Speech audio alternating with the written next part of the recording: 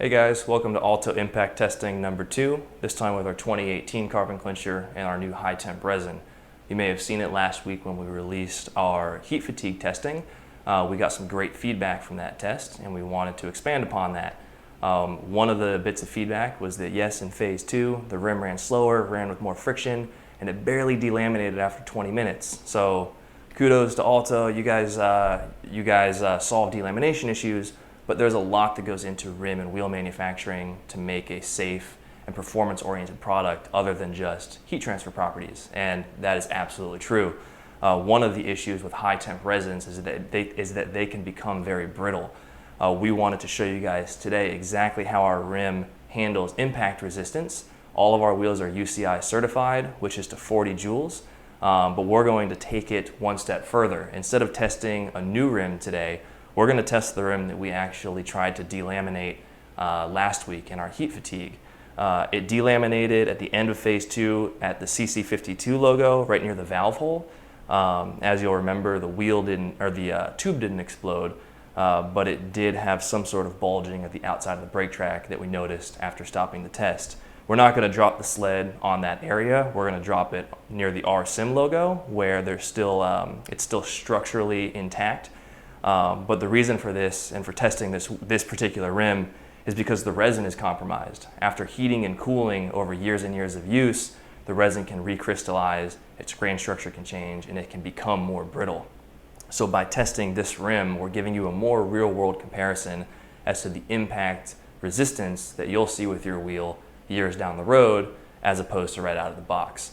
So we'll start with, it's a 12.7 kilogram sled. We'll start at 32.1 centimeters at the UCI standard, and then we'll go up by 4 centimeters or 5 joules until failure and hopefully get to 105 joules. So let's get started.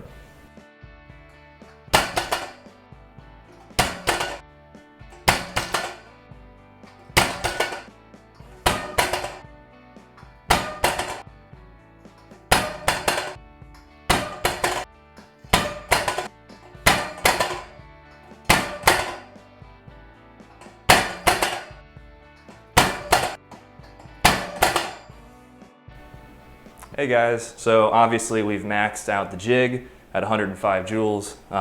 Again, UCI certification is 40 joules, but we promised a cracked rim for you, so we are going to take the sled off, add weight to it, and let you guys know what that ends up being, recalculate the heights so that we could get to 110 joules and above, and come back and do this again until failure.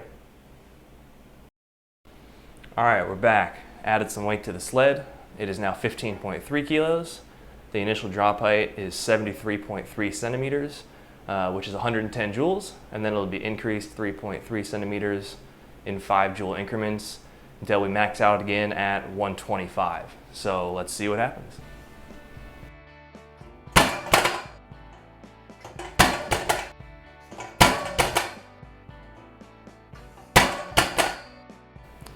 All right guys, well, obviously 125 joules wasn't enough.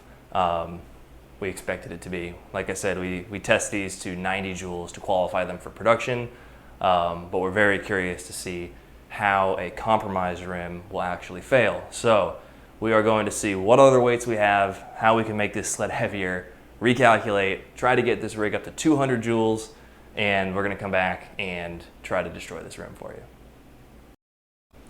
All right guys, we added the weights from the brake test.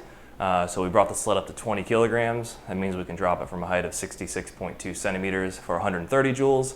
We'll go up 2.6 centimeters until we hit 165 joules.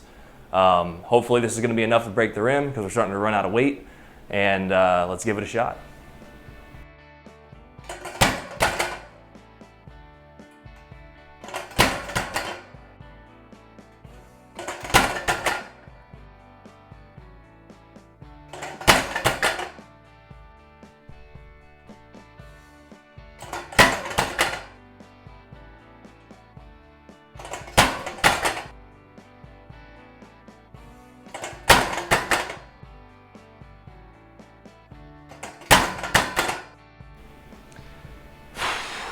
Well, this is proving a little bit more challenging than we originally thought for a compromised rim.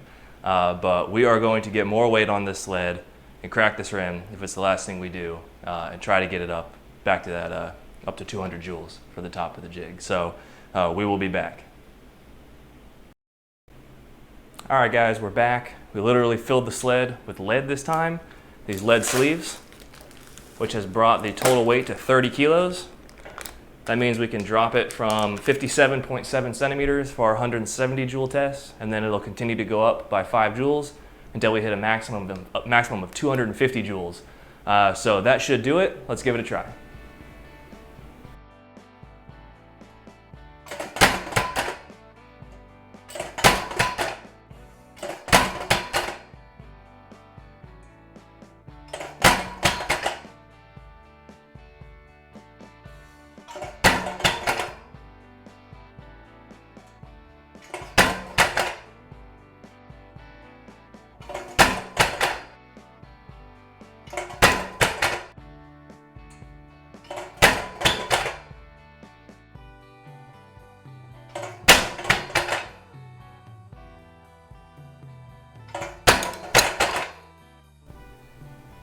All right guys, so that was from 220 joules.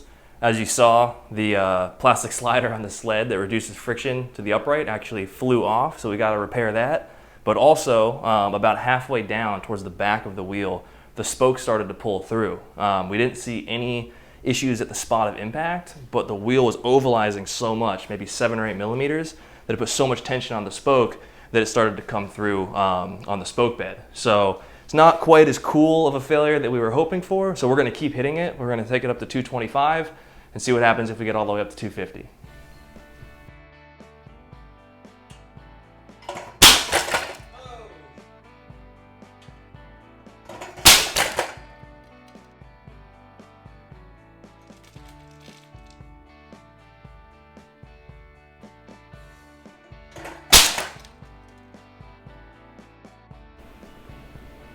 So there you have it guys. As you saw at 220 joules, one of the rear spokes started to pull through, and then at 225, we lost a few more spokes. One of the front spokes started to pull through. Then at 230 joules, without that structure from the spokes, the rim tacoed, and then at 235 joules, it was total madness. So I think that gives you guys a good visualization of our 2018 Carbon Clincher in impact testing. Keep in mind, the UCI standard for this test is 40 joules. We tested to 220. Also, this was a compromised rim. We tested this rim on our heat fatigue test a week ago, but we wanted to show you exactly why we can offer unlimited rider weight and a 5-year warranty on all of our products. So whether it comes down to impact testing, brake track performance, torsional stiffness, lateral stiffness, we do all of our testing right here in Sarasota to make sure that you guys are getting the best wheels in the world. Thanks for watching.